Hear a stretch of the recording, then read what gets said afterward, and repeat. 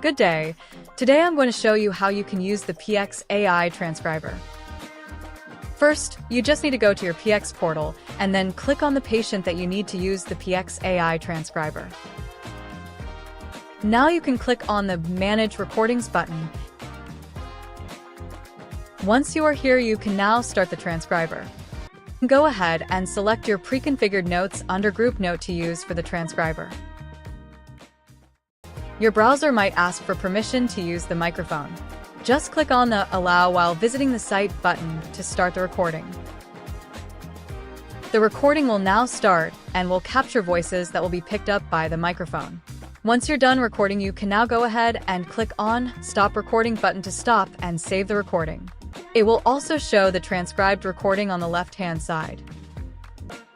You can now go ahead and click on the Save to Com log to save the transcript and recording of the session.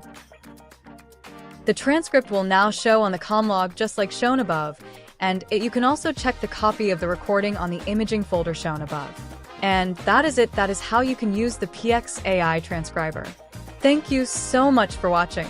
See you on the next video.